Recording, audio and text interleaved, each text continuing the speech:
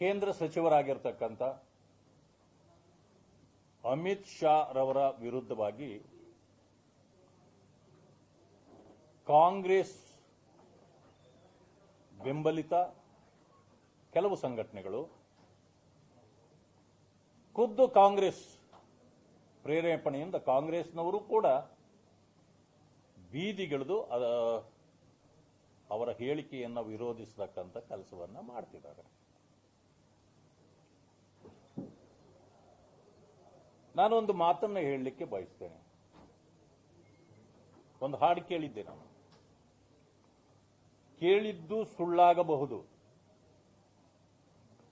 ನೋಡಿದ್ದು ಸುಳ್ಳಾಗಬಹುದು, ನಿಧಾನಿಸಿ ಯೋಚಿಸಿದಾಗ ನಿಜವೂ ತಿಳಿಯುವುದು ಅಂತ ಒಂದು ಇದನ್ನು ಕೇಳಿದ್ದೆ. ಇದನ್ನ ಯಾರು ಹೋರಾಟ ಮಾಡ್ತಿದ್ದಾರೆ ಅವರಿಗೆ ಸೀಮಿತವಾಗಿ ಹೇಳ್ತೇನೆ, ಅವರು ಅರ್ಥ ಮಾಡ್ಕೊಳ್ಬೇಕು. ಈ ಹೋರಾಟ ಮಾಡತಕ್ಕಂಥವರಿಗೆ ಅರ್ಥವಾದ ಸತ್ಯಾಂಶ ಏನು ಅಂತಕ್ಕಂಥ.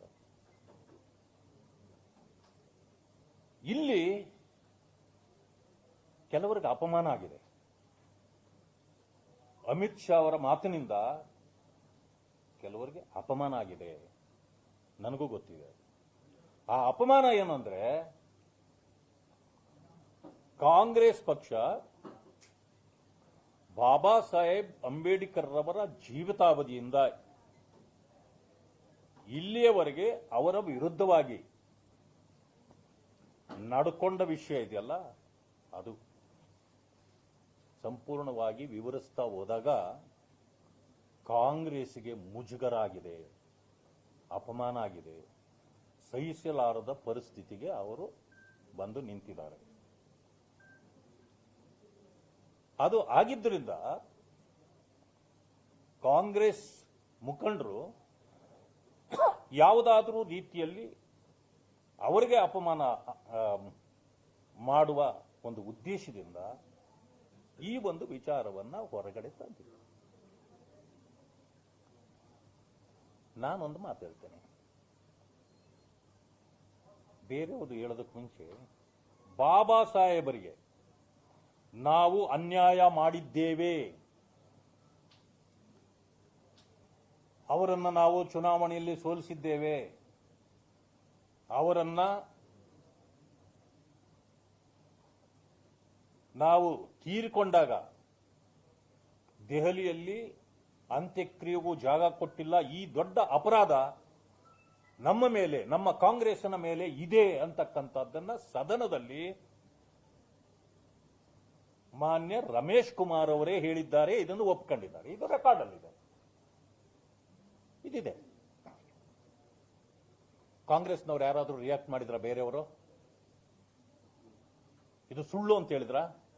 ಒಪ್ಪಿದ್ದಾರೆ. ಸಂವಿಧಾನ ಬದಲಾಯಿಸಲೇಬೇಕು, ಅಮರೇಗೌಡ ಬಯ್ಯಾಪುರ್ ಅವರು ಹೇಳಿದ್ದಾರೆ. ನನ್ನ ಹತ್ರ ಈಗಲೂ ಕೂಡ ವಿಡಿಯೋ ಇದೆ. ಕಾಂಗ್ರೆಸ್ನವರು ಯಾರಾದರೂ ನೀವು ಅದನ್ನು ವಿರೋಧಿಸಿದ್ರ? ಇದು ರಾಜ್ಯದಲ್ಲಿ ಆಗಿರ್ತಕ್ಕಂಥ, ನಾನು ಒಳಗಡೆ ಹೇಳ್ತಾ ಇಲ್ಲ, ಯಾರೂ ಮಾತಾಡಿಲ್ಲ. ಬಾಬಾ ಸಾಹೇಬ್ ಅಂಬೇಡ್ಕರ್ ಅವರಿಗೆ ವಿಧ ವಿಧವಾಗಿ ಮಾತಾಡ್ತಕ್ಕಂಥ ಮಾನ್ಯ ಮುಖ್ಯಮಂತ್ರಿಗಳಾಗಿರ್ತಕ್ಕಂಥ ಸಿದ್ದರಾಮಯ್ಯನವರು ಕೂಡ ಬಾಯಿ ಬಿಚ್ಚಿಲ್ಲ. ಆಯ್ತು, ಈ ಸಂವಿಧಾನ ನೀಡಿದ್ದು ಅಂಬೇಡ್ಕರ್ ಅಲ್ಲ, ಇಂದಿರಾ ಗಾಂಧಿ, ರಾಜೀವ್ ಗಾಂಧಿ, ರಾಹುಲ್ ಗಾಂಧಿ ಅಂತೇಳಿ ಮಾನ್ಯ ಅನಿಲ್ ಲಾಡ್ ಅವರು ಹೇಳಿದ್ರು. ದೊಡ್ಡ ವೈರಲ್ ಆಯ್ತು. ಒಬ್ಬ ಕಾಂಗ್ರೆಸ್ಸಿಗರು ಮಾತಾಡಿಲ್ಲ, ಒಬ್ಬರು ಮಾತಾಡಿಲ್ಲ.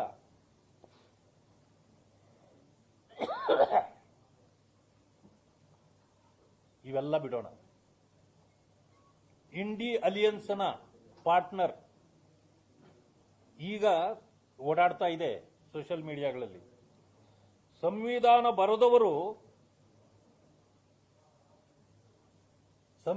ಬರೆದವರು ಕುಡಿದುಕೊಂಡೇ ಸಂವಿಧಾನ ಬರೆದಿದ್ದಾರೆ. दारू पी के संविधान लिखा ಅಂತೇಳಿ ಕೇಜ್ರಿವಾಲ್ ಅವರು ಹೇಳಿದ್ದಾರೆ. ಇವತ್ತಿಗೂ ಕೂಡ ಇದೆ. ನನಗೆ ಬೇಕಿದ್ರೆ ನನ್ನ ಹತ್ರ ವಿಡಿಯೋ ಇದೆ, ಕಳಿಸ್ತೇನೆ. ನಿಮ್ಮ ಉತ್ತರ ಇತ್ತೀಚೆಗೆಲ್ಲ ಭಾಷಣ ಮಾಡುವಾಗ ಹೇಳಿದ್ದಾರೆ, ಅದು ಬಂದಿದೆ. ಈಗ ಇಷ್ಟೆಲ್ಲ ಹೇಳಿದವರಿಗೆ ಕಾಂಗ್ರೆಸ್ನ ಉತ್ತರ ಏನು ಅಂದ್ರೆ ಇದೆಲ್ಲ ನೀವು ಒಪ್ಪಿದ್ದೀರಿ.